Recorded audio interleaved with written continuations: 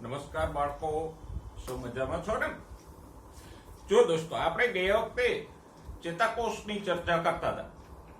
આજે ચર્ચાને આગળ વધારીએ, પણ ચેતાકોષની ચર્ચા આગળ વધારતા પહેલા થોડુંક રિવિઝન કરી લઈએ ગયા વખતનું.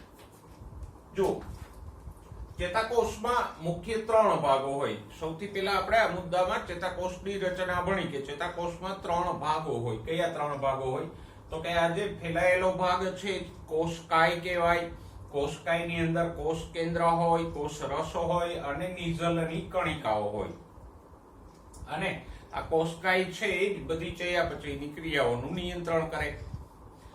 પછી બીજો ભાગ છે શિખાતંતુઓ. આ જે તંતુઓ છે કે જે ટૂંકા અને વારંવાર શાખિત છે, અણીદાર છેડાવાળા છે, એને કહેશું શિખાતંતુઓ. અને શિખાતંતુઓ પણ નિઝલની કણિકાઓ ધરાવે છે. ત્રીજો ભાગ છે ચેતાકોષનો ચેતાક્ષ, કે જે એક જ હોય, લાંબો અને નળાકાર હોય. એમાં નિઝલની કણિકાઓ નથી હોતી, પણ એના છેડાઓ છે એ ફૂલેલા હોય. એને કહેવાય ચેતાંતો. તો આ જે લાંબો અને નળાકાર પ્રવર્ધ છે એને કહેશું ચેતાક્ષ, અને એના છેડાઓ ફૂલેલા હોય. ઓકે, તો ચેતાકોષમાં આપણે 3 ભાગો જોયા હતા: કોષકાય, શિખાતંતુ અને ચેતાક્ષ. પછી આ જ મુદ્દામાં આપણે આગળ ભણી ગયા ચેતાકોષના પ્રકારો.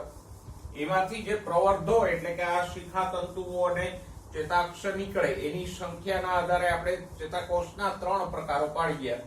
કયા 3? તો કે એક ધ્રુવીય ચેતાકોષો. કોને કહેવાય? તો કે એમાં આમ એક જ પ્રવર્ધ હોય તો એક ધ્રુવીય ચેતાકોષો.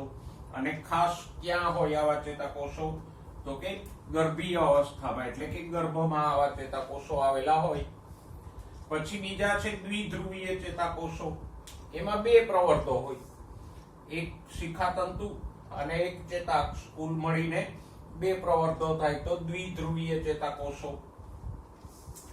અને ક્યાં હોય? તો કે નેત્રપટલમાં આવા કોષો આવેલા હોય. અને બહુધ્રુવીય ચેતાકોષો. એમાં એક જ ચેતાક્ષ હોય અને 2 કરતા વધારે શિખાતંતુઓ હોય. જો આ બહુધ્રુવીય ચેતાકોષ છે તો એક ચેતાક્ષ છે અને 2 કરતા વધારે શિખાતંતુઓ છે. મતલબ કે ટોટલ 3 કે એનાથી વધારે પ્રવર્ધો આવેલા હોય. અહીંયા આપણે જોઈ શકીએ કે 1, 2, 3, 4, 5, 6 પ્રવર્ધો છે. તો 2 કરતા વધારે પ્રવર્ધો હોય તો એને શું કહેશું? બહુધ્રુવીય ચેતાકોષ. પણ ખાસ ધ્યાન રાખજો, બહુધ્રુવીયમાં ચેતાક્ષ તો એક જ હોય, શિખાતંતુઓ 2 કે વધારે હોય. તો આમ બહુધ્રુવીય ચેતાકોષમાં 2 કરતા વધારે પ્રવર્ધો હોય. અને ક્યાં હોય? તો કે બૃહદ મસ્તિષ્ક બાહ્યકમાં આવા ચેતાકોષો આવેલા હોય. તો આમ ચેતાકોષોના 3 પ્રકારો છે: એક ધ્રુવીય, દ્વિધ્રુવીય અને બહુધ્રુવીય. કોને કહેવાય? તો કે જેમાં એક જ પ્રવર્ધ હોય એ એક ધ્રુવીય, એક શિખાતંતુ અને એક ચેતાક્ષ એમ 2 પ્રવર્ધ હોય તો દ્વિધ્રુવીય, અને એક ચેતાક્ષ અને 2 કે વધારે શિખાતંતુઓ એમ કુલ મળીને 3 કે વધારે પ્રવર્ધો હોય તો બહુધ્રુવીય ચેતાકોષ કહેવાય. એક ધ્રુવીય ચેતાકોષો ક્યાં હોય? ગર્ભાવસ્થામાં હોય. દ્વિધ્રુવીય ચેતાકોષો ક્યાં હોય? નેત્રપટલમાં હોય. અને બહુધ્રુવીય ચેતાકોષો ક્યાં હોય? બૃહદ મસ્તિષ્ક બાહ્યકમાં, એટલે કે મગજના બાહ્યક પ્રદેશમાં આવેલા હોય. તો આટલી આપણે વાત કરી ગયા. હવે એ જ મુદ્દામાં, ચેતાકોષ વાળા મુદ્દામાં જ છેલ્લે આપણને ચેતાતંતુના પ્રકારો આપ્યા. પણ પહેલા અહીંયા બરાબર એ સમજી લેજો કે આ જે છે એક ધ્રુવીય, દ્વિધ્રુવીય, બહુધ્રુવીય એ ચેતાકોષના પ્રકારો છે. આપણે હવે જે ભણીએ છીએ એ ચેતાતંતુના 2 પ્રકારો છે. આ ચેતાતંતુ છે તો એ પણ 2 પ્રકારના હોઈ શકે. એક ચેતાતંતુ એવા છે કે એની ફરતે આમ મજ્જા એટલે ચરબીનું આવરણ હોય. આવી રીતે ફરતે મજ્જા પણ આવેલું હોય. મજ્જાપળ છે, મજાપળ નથી એમ. તો મજ્જા એટલે ચરબીનું આવરણ આવેલું હોય.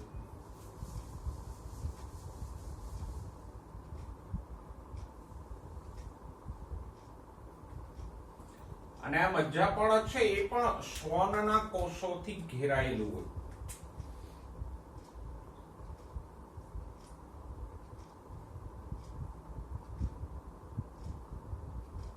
આ શ્વાન કોષો નામના કોષોથી ઘેરાયેલું આવું મજ્જાનું પળ હોય.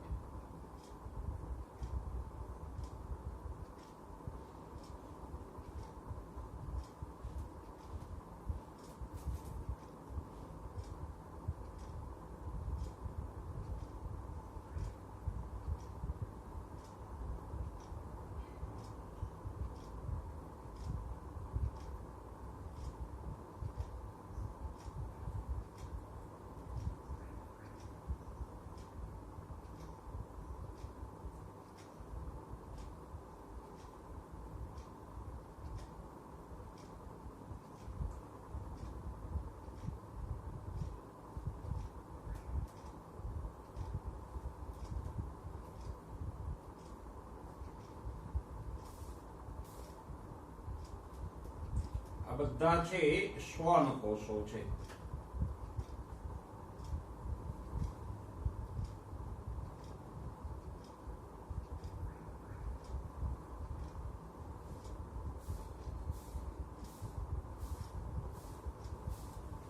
અને એની અંદર તરફ મજ્જાનું પળ આવેલું હોય.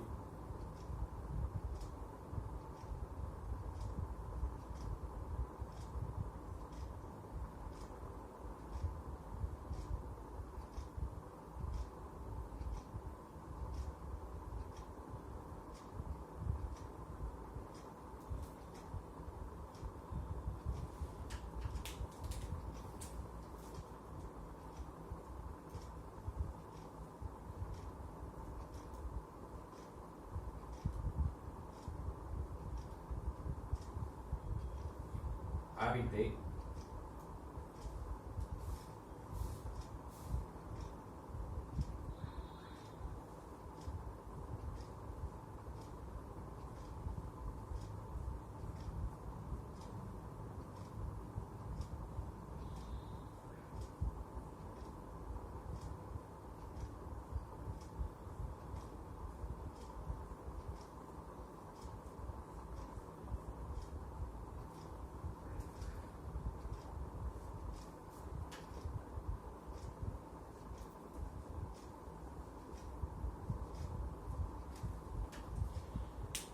તો આમ જે ચેતાકોષની ફરતે આવું જે ચેતાતંતુની ફરતે આવું મજ્જાપળ હોય એને શું કહેવાય? મજ્જિત ચેતાતંતુ. આ હવે કેવો થઈ ગયો? મજ્જિત ચેતાતંતુ થઈ ગયો. મજ્જા એટલે ચરબીના આવરણ વાળો.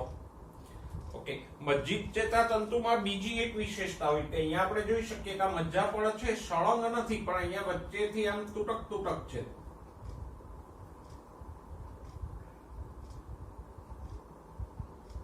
આવી રીતે. તો આ મજ્જાપળમાં જે તૂટ કે ખાંચ બને છે એને કહેવાય રેનવીયરની ગાંઠ.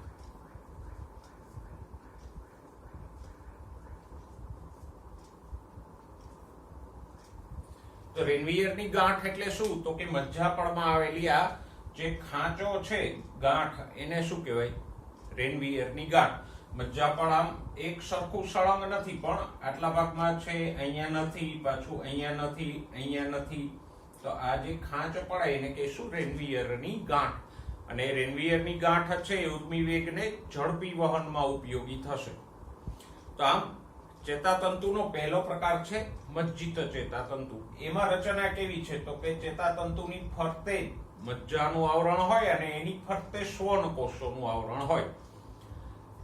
અને આમાં વિશેષતા બીજી કઈ છે? તો કે મજ્જા આવરણ ઉપરાંત અહીંયા વચ્ચે વચ્ચે જે ખાંચ બને એ રેનવીયરની ગાંઠ એમાં આવેલી હોય. હવે બીજો પ્રકાર જોઈએ અમજ્જિત ચેતાતંતુ. થોડો કિસ્સો આપણે અહીંયા એનો દોરીએ તો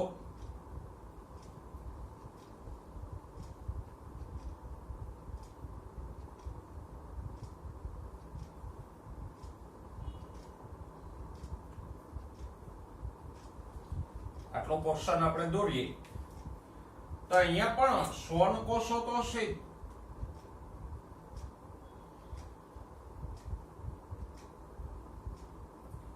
આમ ચેતાતંતુની ફરતે શ્વનના કોષો તો હશે જ,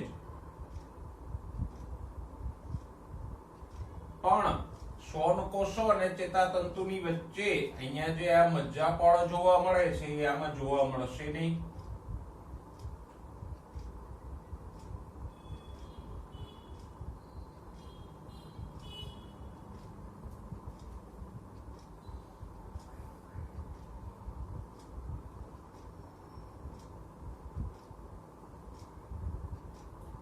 અને મજ્જાપળ નથી માટે અહીંયા રેનવીયરની ગાંઠ પણ નથી.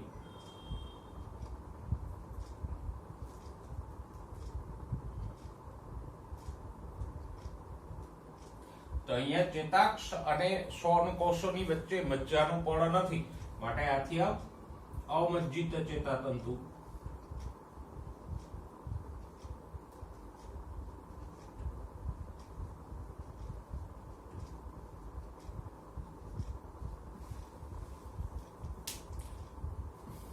તો ચેતાતંતુના પ્રકારો કેટલા છે મિત્રો?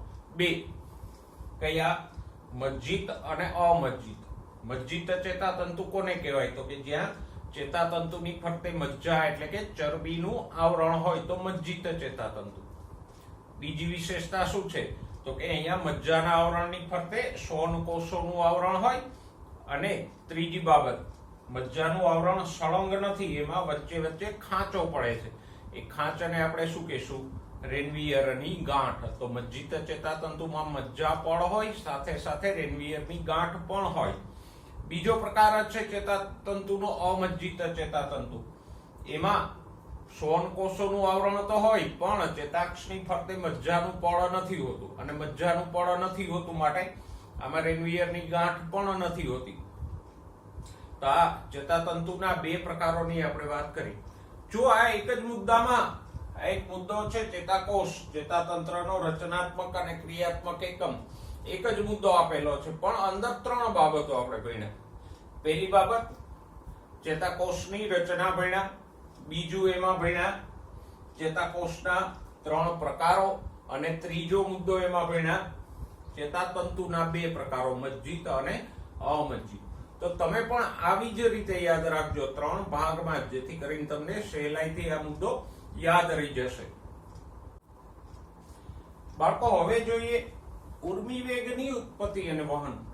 આપણે જાણીએ છીએ કે ચેતાકોષો છે ઉત્તેજનાશીલ છે. એ કોઈ પણ સંવેદના હોય તો એનાથી ઉત્તેજિત થાય, અને ચેતાકોષ ઉત્તેજિત થાય ચેતાતંતુ એટલે એમાં ઉર્મિવેગ ઉત્પન્ન થાય, અને આ ઉર્મિવેગો દ્વારા જ ચેતાતંત્ર છે એ પોતાનું નિયંત્રણ કરે. દાખલા તરીકે અહીંયા કોઈ સ્પર્શ થાય તો ચામડીમાં જે ચેતાતંતુ હોય એ ઉત્તેજિત થાય, એટલે કે એમાં ઉર્મિવેગ ઉત્પન્ન થાય, અને એ ઉર્મિવેગ છે મગજ સુધી જાય તો મગજને ખબર પડે કે અહીંયા કોઈ સ્પર્શ થયો છે, અને પછી મગજ એને અનુસાર પ્રતિક્રિયા રૂપે બીજો ઉર્મિવેગ મોકલે તો આપણો હાથ છે હલન ચલન કરે. એવી જ રીતે આંખમાં જે કઈ ચેતાકોષો હોય એ પ્રકાશથી ઉત્તેજિત થાય, અને એમાં એ પ્રકાશથી ઉર્મિવેગો ઉત્પન્ન થાય. તો આમ ચેતાકોષો કેવા છે? ઉત્તેજનાશીલ છે, અને એ કોઈ પણ સંવેદના હોય એનાથી ઉત્તેજિત થશે. તો અને ઉત્તેજિત થાય એટલે એમાં શું ઉત્પન્ન થાય? ઉર્મિવેગ. અને ઉર્મિવેગને કારણે જ ચેતાતંત્રની ક્રિયાઓ શક્ય બને. જો ઉર્મિવેગ ન ઉત્પન્ન થાય તો ચેતાતંત્ર કોઈ કામનું ન રહે. તો પછી એ સમજવું મહત્વનું છે ને કે ચેતાકોષમાં કેવી રીતે ઉર્મિવેગ ઉત્પન્ન થાય અને આ ઉર્મિવેગનું વહન કેવી રીતે થાય. તો આપણે આ મુદ્દામાં એ જ ભણવાનું છે કે ઉર્મિવેગની ઉત્પત્તિ એટલે ઉર્મિવેગ ઉત્પન્ન કેવી રીતે થાય અને એનું વહન કેવી રીતે થાય. સૌથી પહેલા ઉર્મિવેગની ઉત્પત્તિની વાત કરી, અને ઉર્મિવેગની ઉત્પત્તિ સમજવા માટે આપણે પહેલા તો ચેતાતંતુની રચના સમજવી પડે. ચેતાતંતુના કોઈ એક ભાગની રચના આપણે જોઈએ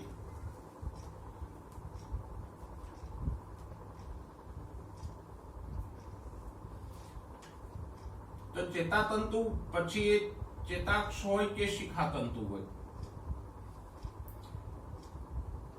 એ ચેતાકોષનો જ એક ભાગ છે. ચેતાક્ષ કે શિખાતંતુ છે ચેતાકોષનો જ એક વિસ્તાર છે, હિસ્સો છે.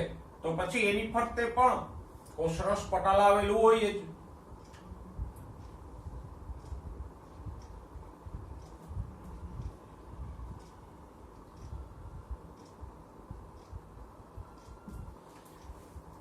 તો આમ જે ચેતાક્ષ કે ચેતાતંતુ છે એની ફરતે આવું કોષરસ પટલ આવેલું હોય, એનો એક હિસ્સો આપણે અહીંયા દોર્યો છે. હવે આમાં આટલા સ્થાનને આપણે કહીશું એ સ્થાન. આટલો જે વિસ્તાર છે એને શું કહીશું? એ સ્થાન.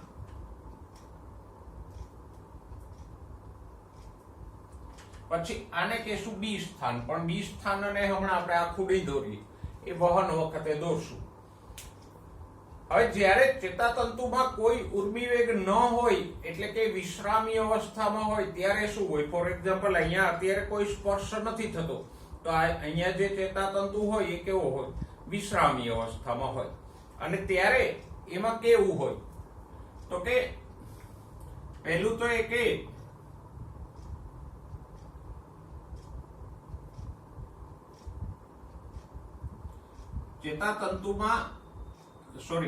ચેતાતંતુના કોષરસ પટલમાં આવો સોડિયમ પોટેશિયમ પંપ હોય.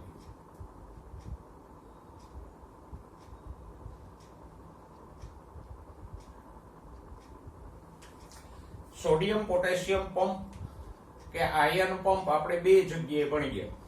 8મા ચેપ્ટરમાં કોષરસ પટલની રચનામાં પણ આવા પ્રોટીનના બનેલા આયન પંપો આપણે ભણ્યા હતા, અને 11મા ચેપ્ટરમાં પણ સક્રિય વહનમાં આપણે આવો આયન પંપ ભણ્યા. તો આવો પ્રોટીનનો બનેલો આયન પંપ હોય, અને પંપ શેનું વહન કરે છે? સોડિયમ અને પોટેશિયમ આયનોનું વહન કરશે. બીજું શું હોય આમાં? તો કે આ કોષરસ પટલમાં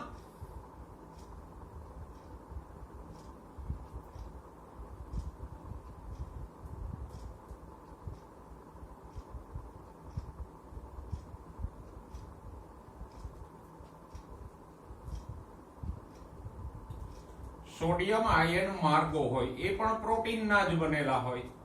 પેલા છિદ્રમય પ્રોટીનો જ હોય. ઓકે. અને ત્રીજા હોય પોટેશિયમ માર્ગો.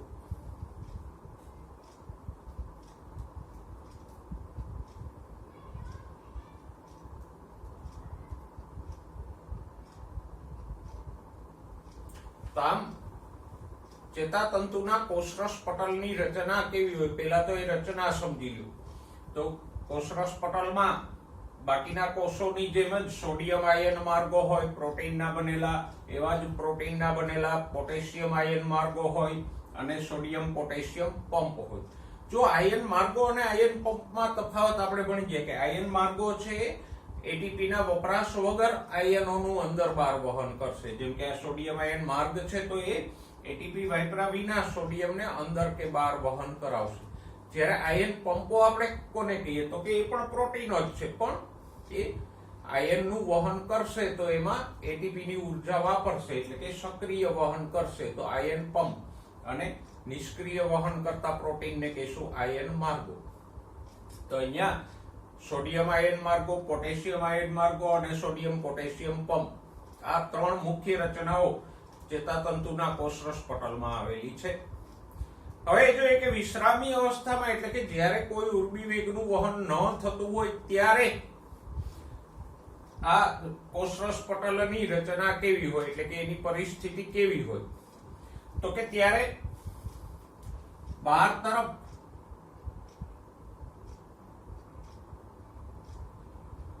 મોટા પ્રમાણમાં સોડિયમ આયનો હોય.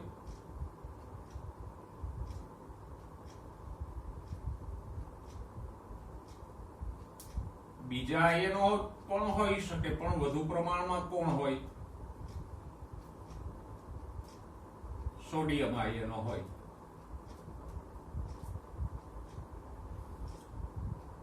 ફરતી બાજુએ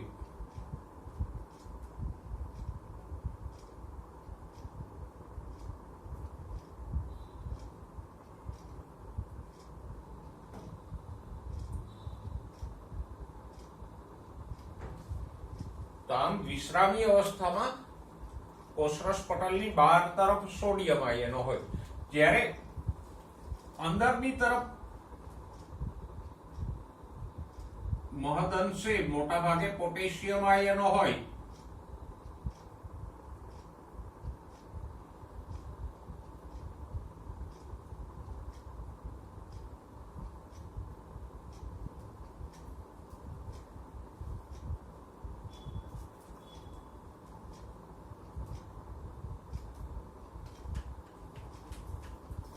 અત્યારે આપણે આટલા ભાગ એ સ્થાનની જ વાત કરશું, પછી આગળ બીજા ભાગની આ ભાગની વાત કરશું. અંદર તરફ પોટેશિયમ આયનોની સાથે સાથે ઋણ વીજભારિત પ્રોટીન પણ હોય.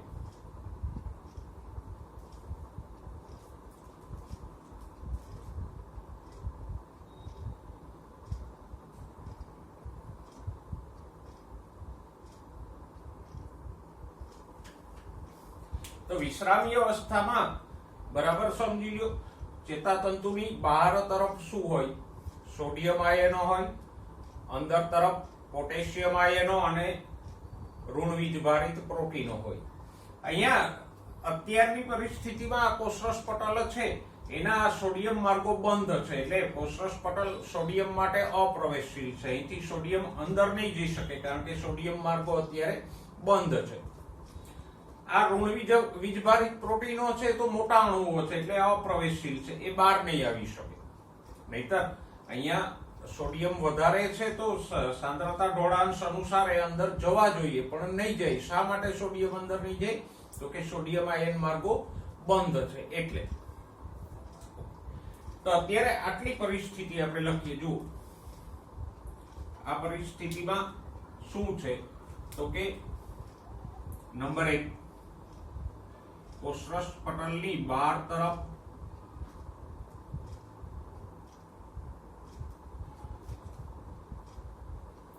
એને પ્લસ છે, અંદર તરફ પછી કોષરસ પટલ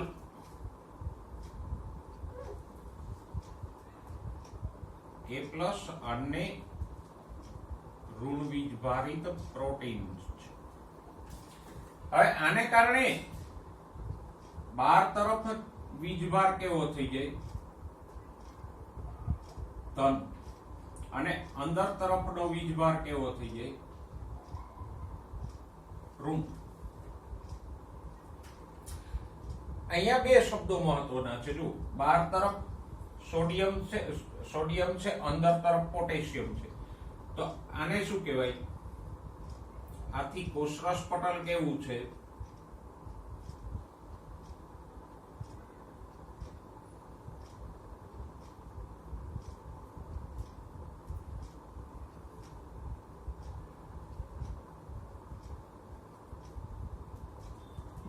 ધ્રુવીય છે. ધ્રુવીયતાને આપણે એ રીતે પણ કહી શકીએ કે એક તરફ ઋણ વીજભાર છે, એક તરફ ધન વીજભાર છે. આ ઋણ ધ્રુવ, આ તરફ ધન ધ્રુવ. તો કોષરસ પટલની એક બાજુ ઋણ વીજભાર, એક બાજુ ધન વીજભાર. આને શું કહેવાય? ધ્રુવીય છે. બરાબર.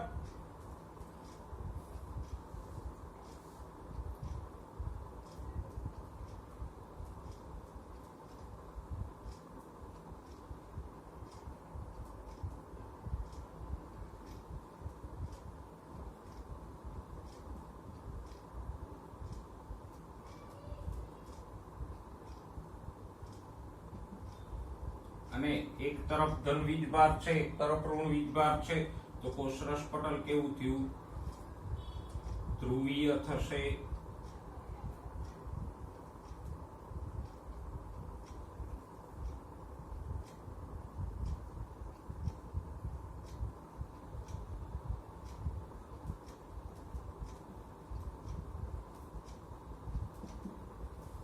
ધ્રુવીય અથવા ધ્રુવીકૃત જે શબ્દો વાપરો. ઓકે, આ સ્થિતિમાં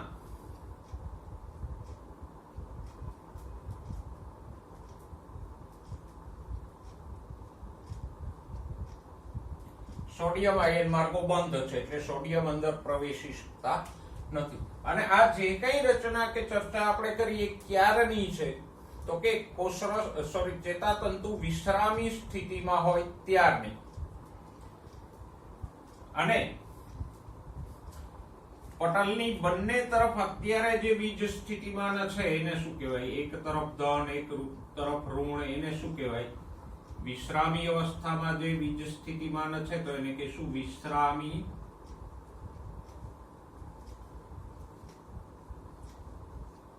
કલા વીજ સ્થિતિમાન.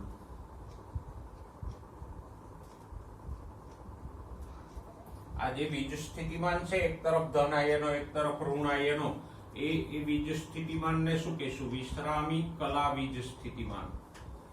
કલા એટલે પટલ. તો વિશ્રામી અવસ્થામાં કલા એટલે કે પટલની બંને તરફ જે વીજ સ્થિતિમાન છે એ વિશ્રામી કલા વીજ સ્થિતિમાન કહેવાય.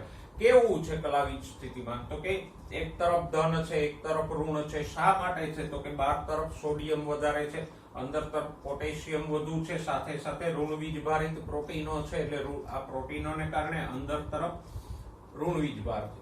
એક તરફ ધન ને એક તરફ ઋણ વીજ ભાર છે, એટલે આને આપણે કેવું કહીશું કોષરસ પટલને? તો કે ધ્રુવીય છે, બરાબર. અને સોડિયમ આયન માર્ગો અત્યારે બંધ છે, એટલે સોડિયમ અંદર પ્રવેશી શકતા નથી. ઓકે, આવું કર્યું કોણે? સોડિયમ બહાર પોટેશિયમ અંદર, એ કોણે કર્યું? તો કે આ સોડિયમ પોટેશિયમ પંપે કર્યું. એ શું કરશે? તો કે 3 સોડિયમને બહાર ધકેલશે અને 2 પોટેશિયમને અંદર લેશે. એ શું કરશે? તો કે અહીંથી 3 સોડિયમને બહાર ધકેલશે, 2 પોટેશિયમને અંદર લેશે. ખાસ યાદ રાખજો. તો એને શું કહેવાય? એને કારણે પોટેશિયમ બધા બહાર વહી ગયા, સોડિયમ અંદર આવી ગયા. તો આ ધ્રુવીયતા કે વિશ્રામી કલા વીજ સ્થિતિમાન પેદા કોણે કર્યું? Sodium potassium પંપે. પોટેશિયમને અંદર લીધા, સોડિયમને બહાર ધકેલા. તો વિશ્રામી અવસ્થામાં આ પરિસ્થિતિ છે એ બરાબર સમજાઈ ગઈ કે વિશ્રામી અવસ્થામાં ચેતાતંતુના કોષરસ પટલની બંને તરફ શું હોય? બહુ અઘરું નથી, સિમ્પલ છે. બહાર તરફ પોટેશિયમ હોય, સોડિયમ હોય, અંદર તરફ પોટેશિયમ અને ઋણ વીજ ભારિત પ્રોટીનો હોય. બહાર તરફ ધન વીજ ભાર હોય, અંદર તરફ આ પ્રોટીનોને કારણે ઋણ વીજ ભાર હોય. અને આવા કોષરસ પટલને આપણે શું કહીએ? ધ્રુવીય પટલ. સોડિયમ આયન માર્ગો બંધ છે, એટલે સોડિયમ અંદર પ્રવેશી શકતા નથી. ઓકે. અને આ જે વીજ સ્થિતિમાન છે પટલની એટલે કે કલાની બંને બાજુ, એને જ આપણે શું કીધું? વિશ્રામી કલા વીજ સ્થિતિમાન. જો વિશ્રામી કલા વીજ સ્થિતિમાન સમજાઈ જાય તો આગળની પ્રક્રિયા સહેલાઈથી સમજાશે.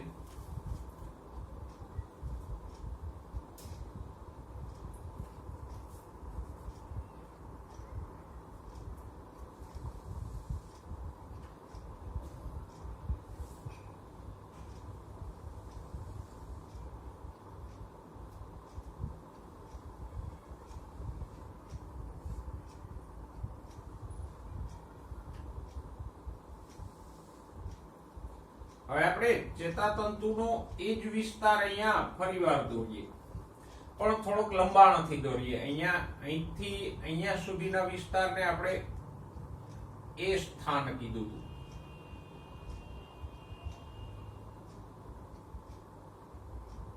હવે અહીંયા થોડોક લંબાવીને આપણે દોરશું, આને કહીશું બી સ્થાન. આટલા પોર્શનને આપણે એ સ્થાન કીધું હતું.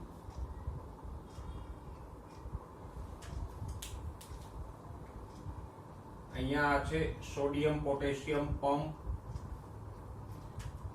પછી આ પોટેશિયમ આયન માર્ગો છે, આમાં પણ હોય સોડિયમ આયન માર્ગો પણ આપણે અહીંયા બતાવ્યા છે.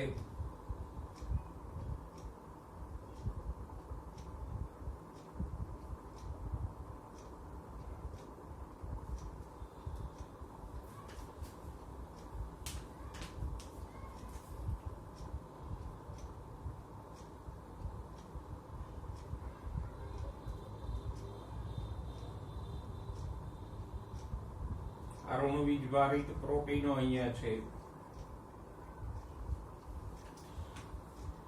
હવે ચેતાતંતુમાં કોઈ પણ ઉત્તેજના આવે, દાખલા તરીકે અહીંયા ચેતાતંતુ છે, એમાં કોઈ સ્પર્શની ઉત્તેજના આવે, કોઈ સ્પર્શ થાય તો એ ચેતાતંતુ ઉત્તેજિત થાય. અને ઉત્તેજના આવે એટલે શું થાય? તો કે સૌથી પહેલા તો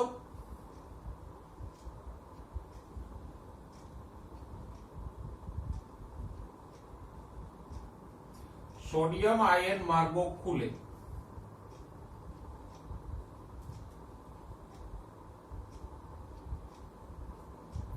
અને બહારના જે સોડિયમ છે એ અંદર પ્રવેશે.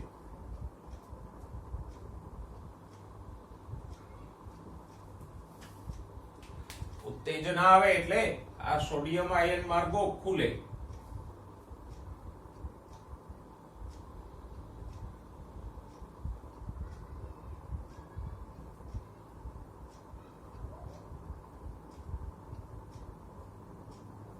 અને જેવા માર્ગો ખુલશે એટલે સોડિયમ અંદર આવશે. સોડિયમ અંદર આવે જ શા માટે ના આવે? તો કે બહાર તરફ સોડિયમનું સંકેન્દ્રણ વધારે છે, અંદર તરફ ઓછું છે, તો સોડિયમ વધુ સંકેન્દ્રણથી ઓછા સંકેન્દ્રણ તરફ અંદર જશે. તો ઓલરેડી અહીંયા K+ આયનો તો હતા જ.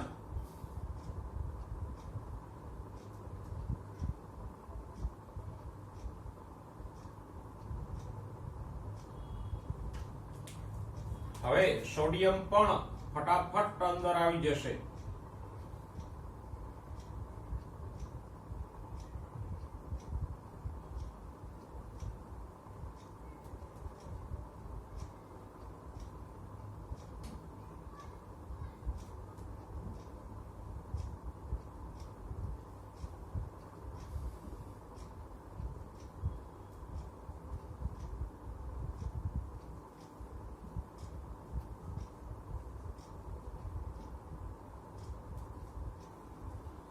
આમ આ સોડિયમ આયનો અહીંથી અંદર પ્રવેશા.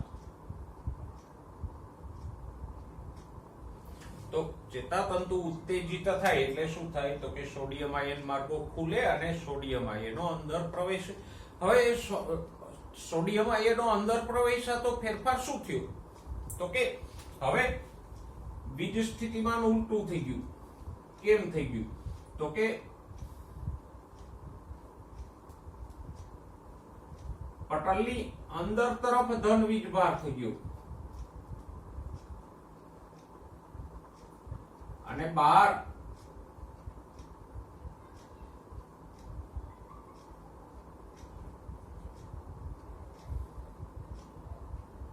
ઋણ વીજભાર થઈ જાય. કારણ કે સોડિયમ અંદર જતા રહ્યા ધન આયનો, તો પછી અંદર બી તરફ ધન વીજભાર વધી ગયો અને બહાર તરફ આ ઋણ આયનોને કારણે ઋણ વીજભાર થઈ ગયો. તો જે વીજ સ્થિતિમાન હતું એ ઉલટું થઈ ગયું. જો ધ્રુવીયતા ઉલટી થઈ ગઈ, અંદર ઋણ અને બહાર ધન હતું, હવે ઊંધું થઈ ગયું. અંદર ધન વીજભાર થઈ ગયો અને બહાર તરફ ઋણ વીજભાર થઈ ગયો. તો આવા પટલને કેવું કહેવાય? દ્વિધ્રુવીય.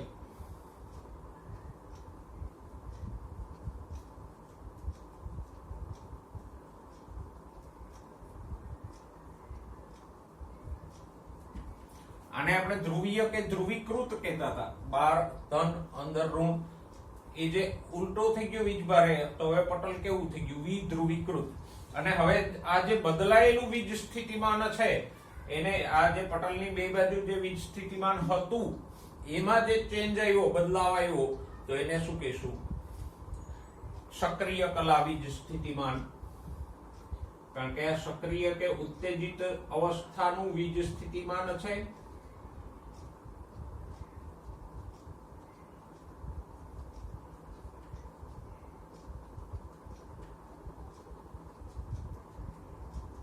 અને આ સક્રિય કલા વીજ સ્થિતિમાન એટલે જ ઉર્મિવેગ.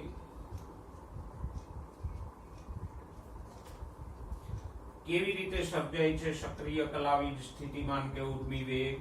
તો કે ઉત્તેજના આવે એટલે સિમ્પલી સોડિયમ આયન માર્ગો ખુલે આ કોષરસ પટલના, અને આયન માર્ગો ખુલે એટલે સોડિયમ આયનો અંદર આવે અને પટલનો વીજભાર છે એ ઉલટો એટલે કે વિધ્રુવીકૃત થઈ જાય. આ સોડિયમ આયનો અંદર આવે એને જ કહીશું સક્રિય કલા વીજ સ્થિતિમાન કે ઉર્મિવેગ. તો આમ ઉર્મિવેગની ઉત્પત્તિ સમજાઈ ગઈ બરાબર.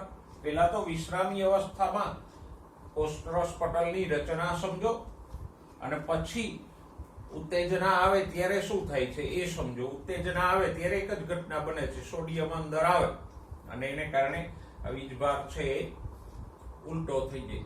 એને જ કહેવાય સક્રિય કલાવીજ સ્થિતિમાન કે ઉર્મિવેગ. ઓકે, હવે ઉર્મિવેગનું વહન જોઈએ. એક જગ્યાએ ધારો કે અહીંયા કોઈ ઉર્મિવેગ ઉત્પન્ન થયો પણ એ વહન ન પામે અને મગજ સુધી પહોંચે નહીં તો કોઈ સંવેદના ગ્રહણ ન થાય. એ ઉર્મિવેગ જો અહીંયા ને અહીંયા જરીએ તો કોઈ ફાયદો નથી.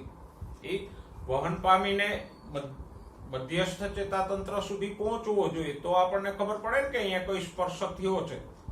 તો જેટલું ઉર્મિવેગની ઉત્પત્તિ મહત્વની છે એટલું જ એનું આગળ વહન પણ અગત્યનું છે. જો આપણે પુસ્તકમાં પણ આને અનુસંધાને એક આકૃતિ આપી છે કે હવે શું થાય તો કે અહીંયા જે ધન વીજભાર હોય આ એ સ્થાન છે એમાં જે ધન વીજભાર હોય એ આગળ વધશે આ તરફ અને અહીંયા જે ધન વીજભાર અહીંયા જે ધન વીજભાર હોય એ આ તરફ આવશે. તો હવે જો ઊંધું થઈ જશે. અહીંયા જે ધન વીજભાર હતો એ અહીંયા આવી ગયો એટલે આ પટલ કેવું થઈ ગયું, પાછું એ સ્થાનમાં કેવું થઈ ગયું, 12 ધન થઈ ગયું. અહીંનો ધન વીજભાર આમ જતો રહ્યો તો આ એ સ્થાનમાં અંદર કેવું થઈ ગયું, ઋણ. તો એ સ્થાન તો હતું એવું થઈ ગયું. આ તરફ ખઈશો ધન વીજભાર એટલે 12 ની તરફ ધન થઈ ગયો, અંદરની તરફ આ ભાગ ઋણ થઈ જશે બરાબર. પણ બી સ્થાનમાં હવે શું થયું તો કે આ ધન વીજભાર આ બાજુ આવતો રહ્યો તો અહીંયા ઋણ વીજભાર થઈ જશે. અંદર તરફ આ ધન વીજભાર આમ કહીશો તો ઋણ વીજભાર ધન વીજભાર થઈ જશે. તો અહીંયા ઋણ અહીંયા ધન થઈ ગયો આ ભાગ. તો ઉર્મિવેગ જે અહીંયા હતો એ આ તરફ કહીશો તો આમ અંદરની તરફનો વીજભાર છે બી સ્થાન તરફ ખસે અને બહારની તરફનો વીજભાર છે એ બી થી એ સ્થાન તરફ ખસે. તો ઉર્મિવેગ છે આગળ ચાલે. સાથે સાથે આ આવી ખસે છે એટલા માટે કે અહીંયા જે સોડિયમ છે એ હવે અહીંથી અંદર આવશે બરાબર અને અહીંયા પોટેશિયમ બહાર જશે. ઓકે, તો આમ ઉર્મિવેગ છે એ થી બી સ્થાન તરફ ખસશે. હવે પાછું આને મૂળ સ્થિતિમાં લાવવું પડે ને. આ જે વિધ્રુવીકરણ થયું છે એને પાછું મૂળ સ્થિતિમાં લાવીએ તો બીજો ઉર્મિવેગ વહન પામે. જો ચેતાતંતુ છે એ એકવાર ઉત્તેજિત થાય ને ઉર્મિવેગ ઉત્પન્ન કરે પણ પાછો એ મૂળ સ્થિતિમાં નહીં આવે તો બીજો ઉર્મિવેગ ગ્રહણ નહીં કરે. દાખલા તરીકે આવું ચેતાતંતુ ઉત્તેજિત થયો પણ એ મૂળ સ્થિતિમાં ના આવે તો એકવાર સ્પર્શ થાય એની ખબર પડે પણ પાછો બીજો સ્પર્શ થાય તો ખબર નહીં પડે. તો આ ઉત્તેજિત ચેતાતંતુને પાછો મૂળ અવસ્થામાં લાવવો પડે. કેવી રીતે આવે?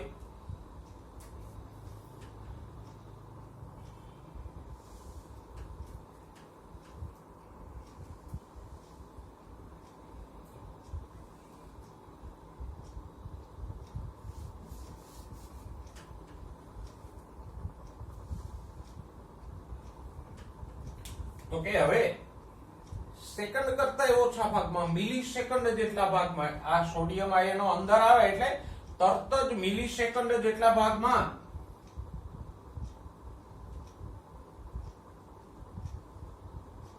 અહીંયા જે પોટેશિયમ આયન માર્ગો છે આ એ પોટેશિયમ આયન માર્ગો ખુલે.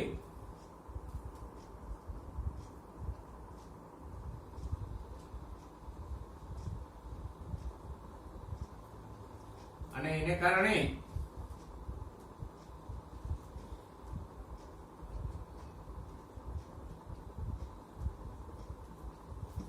પોટેશિયમ 12 ધકેલાય.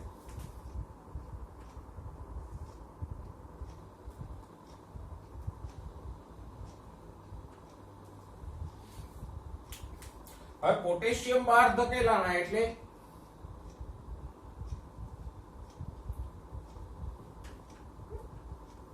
વીજભાર હતો એવો થઈ જશે. કેવો? તો કે બહાર તરફ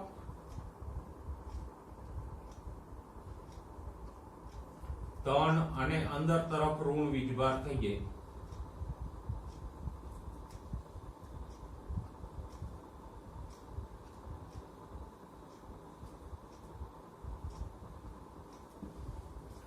થઈ ગયા ને, પોટેશિયમ બહાર ગયા તો પોટેશિયમ ધન વીજભાર જ છે.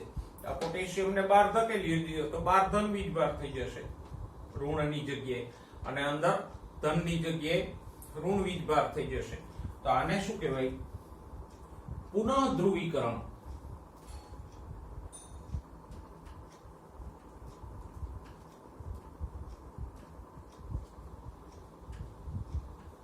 પટલનું પુનઃ ધ્રુવીકરણ થઈ ગયું.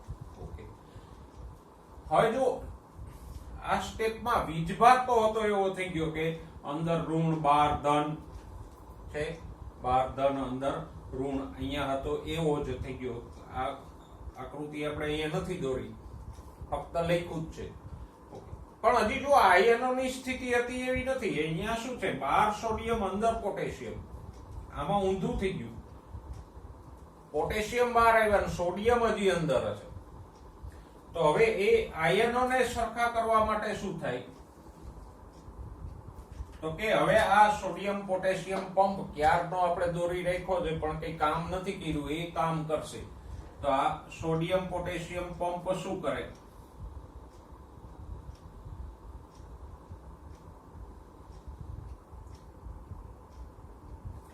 તો કે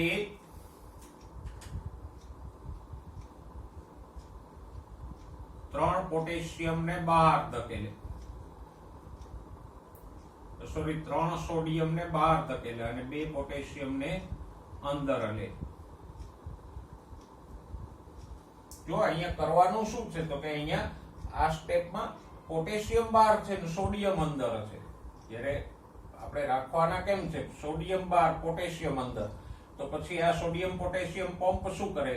તો કે સોડિયમ ને બહાર ધકેલે અને પોટેશિયમ ને આ રીતે અંદર લે. એટલે હતા એવા મૂળ સ્થિતિમાં આવી ગયા. તો અહીંયા પહેલા તો આ વિશ્રામી સ્થિતિમાં ચેતાતંતુના પટલની રચના બરાબર સમજો. પછી તો કે ઉર્મિવેગની ઉત્પત્તિ એટલે કે ઉત્તેજિત અવસ્થામાં જે સોડિયમ આયન માર્ગો ખુલે અને સોડિયમ અંદર આવે એને કારણે જે સક્રિય કલાવીજ સ્થિતિમાન કે ઉર્મિવેગ ઉત્પન્ન થાય એને સમજો. પછી ઉર્મિવેગનું વહન સમજો. અને પછી પુસ્તકમાં થોડુંક આપણને વિસ્તારથી નથી આપ્યું પણ પુનઃ ધ્રુવીકરણ કેવી રીતે થાય? તો કે મિલિસેકન્ડ કરતા ઓછા ભાગમાં પોટેશિયમ બહાર આવે એટલે પાછો બહાર ધન વીજભાર અને અંદર ઋણ વીજભાર થઈ જાય, એને કહેવાય પુનઃ ધ્રુવીકરણ. અને પછી સોડિયમ પોટેશિયમ પંપ છે એ આયનોની સ્થિતિ પણ મૂળ હતી એવી કરી દે, પોટેશિયમને બહાર ધકેલી દે અને સોડિયમને અંદર લઈ લે એટલે ચેતાતંતુ પાછો મૂળ અવસ્થામાં આવી જાય. તો આને સ્ટેપ બાય સ્ટેપ સમજો કે પેલા વિશ્રામી કલાવીજ સ્થિતિમાન સમજો, પછી સક્રિય કલાવીજ સ્થિતિમાન કેવી રીતે ઉત્પન્ન થાય એને સમજો. પછીના સ્ટેપમાં એ સ્થાનથી બી સ્થાન તરફ ઉર્મિવેગ કે સક્રિય કલાવીજ સ્થિતિમાન આગળ કેવી રીતે જાય એ સમજો. પછી પાછું આ એ સ્થાન વાળો ભાગ છે એ પુનઃ ધ્રુવીકૃત કેમ થાય અને પુનઃ ધ્રુવીકૃત થયા પછી આયનોની મૂળ સ્થિતિ કેવી રીતે પ્રાપ્ત થાય એમ એક પછી એક મુદ્દાસર સમજો તો તદ્દન સરળતાથી સમજી શકાશે. તો આપણે ચેતાતંતુમાં ઉર્મિવેગની ઉત્પત્તિ અને ઉર્મિવેગનું વહન જોયું. આકૃતિઓ અને એની નીચેના મુદ્દાઓ છે એ તમારી નોટમાં વ્યવસ્થિત રીતે નોંધી લેજો. મિત્રો હવે જોઈએ ચેતોપાગમમાંથી ઉર્મિવેગનું વહન. પણ પહેલા ચેતોપાગમ એટલે શું? તો કે બે ચેતાકોષો વચ્ચેનું જોડાણ હોય એને શું કહેવાય? ચેતોપાગમ. જો અહીંયા બે ચેતાકોષ આપણે બતાવ્યા છે તો બંને વચ્ચેનું આ જે જોડાણ છે અહીંયા એને શું કહીશું આપણે? ચેતોપાગમ. પણ ચેતોપાગમમાંથી ઉર્મિવેગનું વહન સમજતા પહેલા બે શબ્દો જરા સમજી લઈએ. એક તો આપણે ભણી ગયા શિખાતંતુ કેવા હોય અને કોને કહેવાય એ ભણી ગયા. પણ શિખાતંતુ છે અંતર્વાહી છે.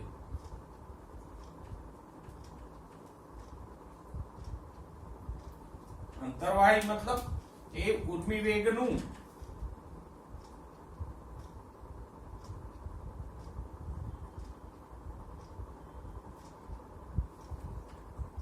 કોષ કાય તરફ વહન કરી જાય.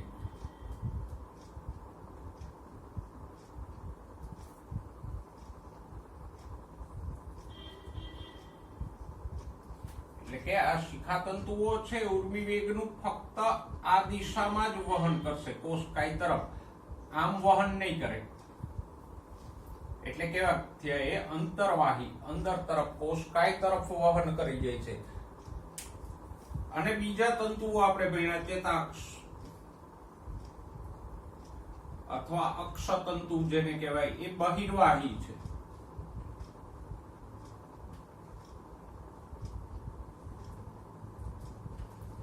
શા માટે એને બહિર્વાહી કીધા? તો કે એ ઉર્મી વેગનું કોષકાયથી દૂર તરફ વહન કરી જાય.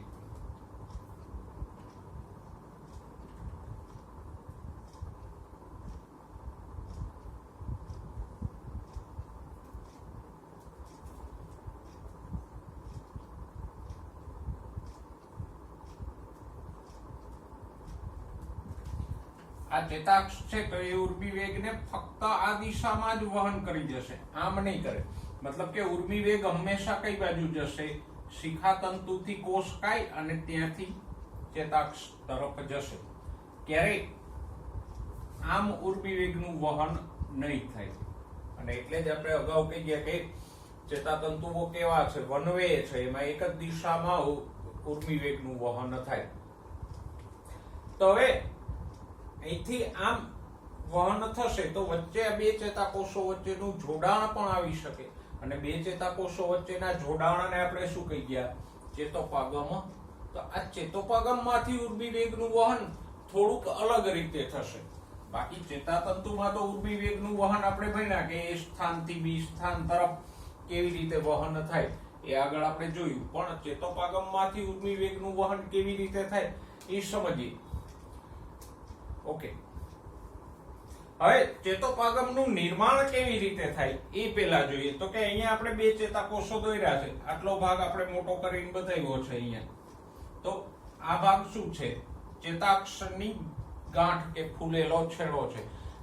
ચેતાકોષની રચનામાં પણ આપણે ભણી ગયા કે ચેતાક્ષના છેડાઓ ફૂલેલા હોય એને આપણે ચેતાંત અથવા ચેતાક્ષનો છેડો કહીએ. તો આ આટલો વિસ્તાર છે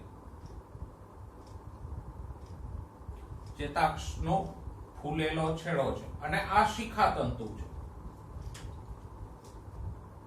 આ બીજા ચેતાકોષનો શિખાતંતુ છે.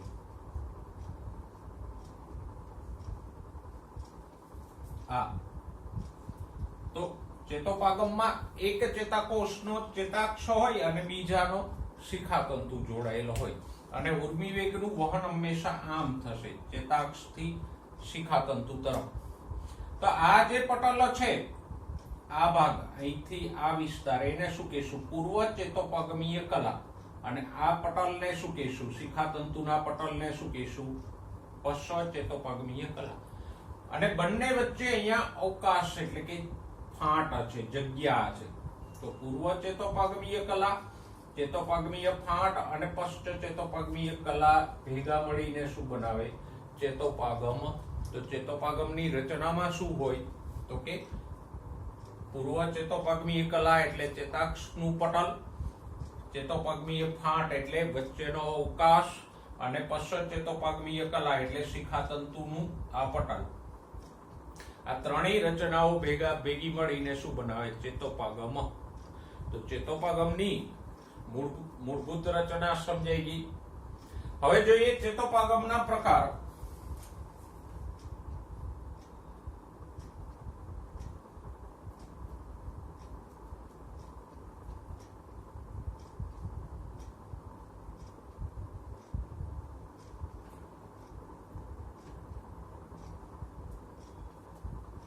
ચેતોપાગમ બે પ્રકારના હોય. બે પ્રકારના કયા? તો કે એક હોય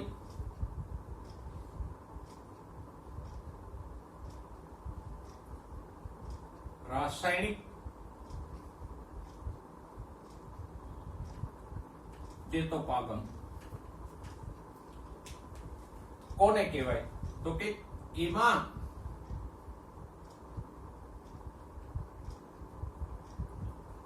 પૂર્વ અને પશ્ચ ચેતોપાગમીય કલા વચ્ચે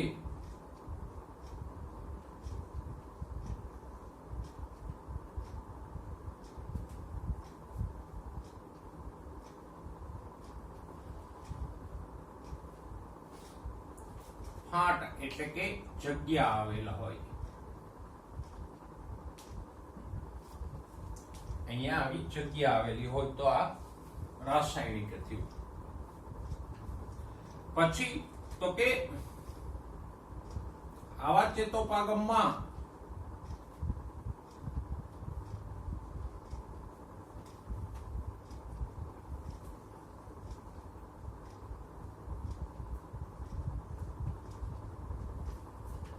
ઉર્મિવેગના વહનમાં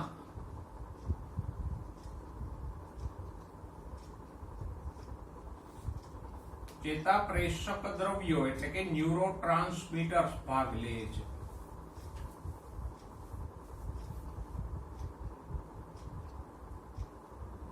અને અહીંયા ચેતાપ્રેષક દ્રવ્ય નામના રસાયણો ભાગ ભજવે છે એટલે જ આને કેવું કીધું, રાસાયણિક ચેતોપાગમ. અને આપણા શરીરમાં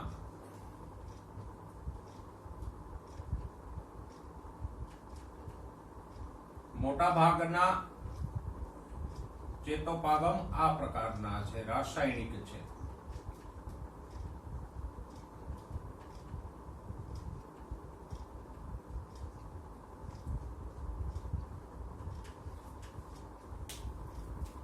તો રાસાયણિક ચેતોપાગમ સમજાઈ ગયું. એની વિશેષતા શું છે તો કે એમાં બે કલાઓ વચ્ચે એક ફાંટ એટલે અવકાશ હોય અને એ અવકાશમાંથી ઉર્મિવેગના વહનમાં આ ચેતાપ્રેષક દ્રવ્યો ભાગ ભજવશે.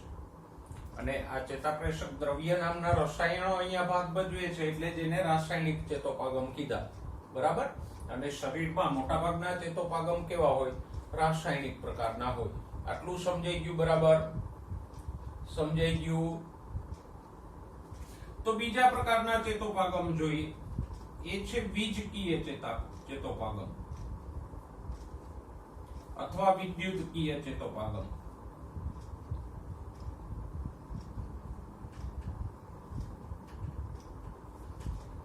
એમાં તો કે એમાં ફાંટ આવેલી હોતી નથી.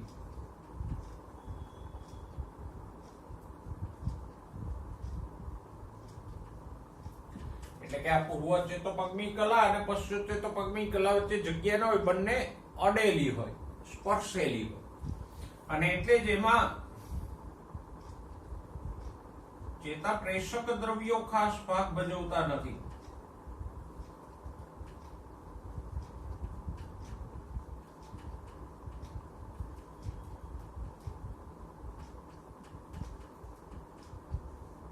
કારણ કે બે કલાઓ સ્પર્શેલી છે તો એકમાંથી બીજામાં ઉર્મિવેગ ટ્રાન્સફર થઈ જશે. વચ્ચે ચેતાપ્રેષક દ્રવ્યની જરૂર નથી. અહીં તો વચ્ચે ફાંટ કે અવકાશ છે એટલે અવકાશમાંથી આ ચેતાપ્રેષકો છે એ ઉર્મિવેગનું વહન કરાવશે. અને આ પ્રકારના ચેતોપાગમ ઓછા પ્રમાણમાં હોય.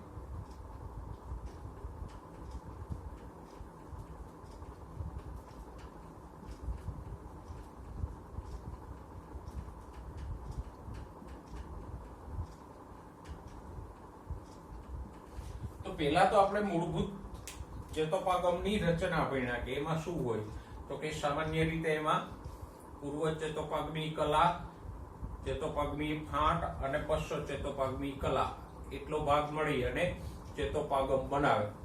પછી એના બે પ્રકારો ભણ્યા કે કયા બે પ્રકારના હોય, રાસાયણિક અને વીજકીય ચેતોપાગમ હોય. તો આ બંને ચેતોપાગમની રચના બરાબર સમજી લ્યો, બે વચ્ચેના તફાવત સમજીને નોંધી લ્યો. પછી નેક્સ્ટ પેરેગ્રાફમાં આપણને ચેતોપાગમમાંથી ઉર્મિવેગનું વહન આપ્યું છે. પણ આપણે વાત કરી કે આપણા શરીરમાં વધારે ચેતોપાગમ કયા હોય, આ હોય રાસાયણિક. વિદ્યુતકીય ઓછા હોય. એટલે આપણે આને અનુલક્ષીને જ ભણશું. જો આકૃતિ પણ આપણે ફાંટ વાળી જ બતાવી છે રાસાયણિક ચેતોપાગમની. અને ચેતોપાગમમાંથી ઉર્મિવેગનું વહન છે એ પણ રાસાયણિક ચેતોપાગમમાંથી જ ભણશું. આમાં તો કોઈ વિશેષ ક્રિયા નથી થતી. તો હવે અહીંયા ઉર્મિવેગનું વહન કેમ થાય તો કે અહીંથી ઉર્મિવેગ છે આમ વહેતો આવે એટલે એને કારણે શું થાય તો કે આ જે પુટ્ટિકાઓ છે આમ ધકેલાય.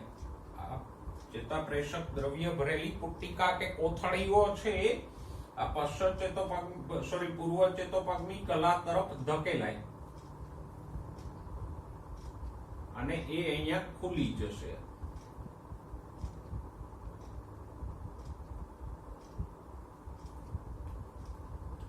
આ પુટ્ટિકાઓ છે અહીંયા ખુલી જાય.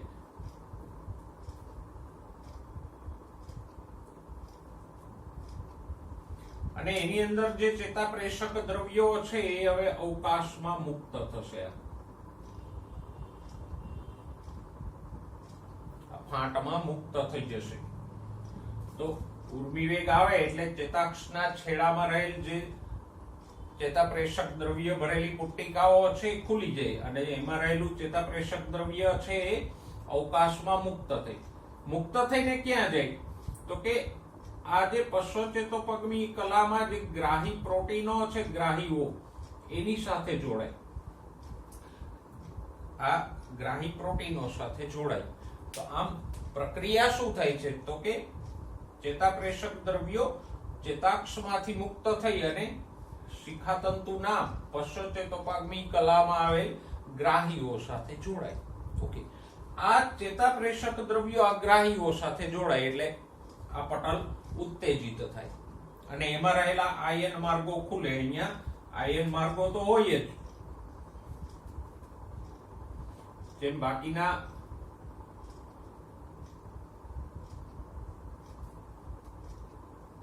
આગળ આપણે ભણ્યા એવા સોડિયમ આયન માર્ગો અને પોટેશિયમ આયન માર્ગો તો અહીંયા હશે.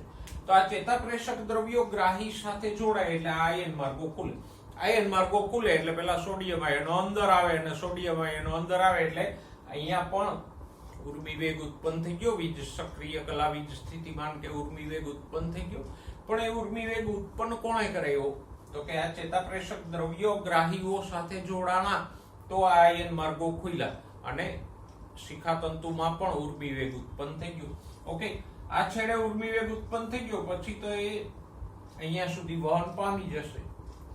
તો આમ અહીંયા ચેતાપ્રેષક દ્રવ્યો દ્વારા ઉર્મિવેગ છે એ એક ચેતાતંતુના છેડામાંથી બીજા ચેતાતંતુના છેડામાં ટ્રાન્સફર થાય. અહીંયા એ યાદ રાખજો કે પહેલા કોણ આવે? ચેતાક્ષ આવે, પછી ચેતોપાગમી ફાંટ આવે અને પછી કોણ આવશે? શિખાતંતુ. અને ઉર્મિવેગ હંમેશા ચેતાક્ષથી શિખાતંતુમાં જશે. ક્યારેય શિખાતંતુથી ચેતાક્ષમાં, આ શિખાતંતુથી ચેતાક્ષમાં નહીં જાય, હંમેશા ચેતાક્ષથી શિખાતંતુમાં જ જશે. અને આ રાસાયણિક ચેતોપાગમની રચના આપણે અહીંયા બતાવી છે. એમાં ચેતાપ્રેષક દ્રવ્ય નામના રસાયણો છે એ આ ગ્રાહીઓ સાથે જોડાય તો અહીંયા આયન માર્ગો ખુલે અને શિખાતંતુમાં પણ સક્રિય કલા વીજ સ્થિતિમાન એટલે ઉર્મિવેગ ઉત્પન્ન થાય. ચેતાપ્રેષક દ્રવ્યો તરીકે એસિડાઇલ કોલાઇન કે ડોપામાઇન જેવા રસાયણો અહીંયા ભાગ ભજવતા હોય. તો આ રીતે આમ ઉર્મિવેગનું એકમાંથી બીજા તંતુમાં વહન થાય. અને અહીંયા જે નવો ઉર્મિવેગ ઉત્પન્ન થાય છે સક્રિય કલા વીજ સ્થિતિમાન એ ઉત્તેજનાત્મક કે અવરોધાત્મક હોય એટલે કે એ અહીંયા કરતા વધી પણ જાય અને અહીંયા હોય એના કરતા ઓછો પણ હોઈ શકે. તો આમ એ ઉત્તેજનાત્મક કે અવરોધાત્મક હોઈ શકે. તો આપણે અહીંયા ચેતોપાગમની રચના સમજ્યા, એના બે પ્રકારો સમજ્યા અને ચેતોપાગમમાંથી ઉર્મિવેગનું વહન કેવી રીતે થાય એ પણ આપણે સમજ્યા. તો દોસ્તો આપણે અત્યાર સુધી માનવ ચેતાતંત્રના મુખ્ય ભાગો જોઈ ગયા કે સીએનએસ અને પીએનએસ એમ બે ભાગમાં વિભાજિત થાય. પછી એના પેટા ભાગો જોઈ ગયા. પછી ચેતાતંતુના પ્રકારો આપણે જોઈ ગયા, અંતર્વાહી અને બહિર્વાહી. એનાથી આગળ આપણે ચેતાકોષની રચના ભણ્યા કે એમાં કોષકાય, શિખાતંતુ અને અક્ષતંતુ હોય. એ જ મુદ્દામાં આપણે ચેતાકોષના ત્રણ પ્રકારો, એક ધ્રુવીય ચેતાકોષ, દ્વિધ્રુવીય ચેતાકોષ અને બહુધ્રુવીય ચેતાકોષ ભણ્યા. એ જ મુદ્દામાં આપણે મજ્જિત અને અમજ્જિત ચેતાતંતુ ભણ્યા. આજના લેક્ચરમાં આપણે ઉર્મિવેગની ઉત્પત્તિ અને એનું વહન ભણ્યા. એના પછી ચેતોપાગમની રચના, ચેતોપાગમના પ્રકારો અને ચેતોપાગમમાંથી ઉર્મિવેગનું વહન, આટલું આપણે ભણ્યા. આગળ આપણે મગજની રચના અને એના ભાગો જોઈશું. પણ ત્યાં સુધી આજના લેક્ચરમાં જે કંઈ ચાલ્યું છે એને સારી રીતે તમારી નોટમાં નોંધી લ્યો. નેક્સ્ટ ટાઈમ ફરીવાર મળીશું. ત્યાં સુધી સ્વસ્થ રહો, મસ્ત રહો અને ભણવામાં વ્યસ્ત રહો.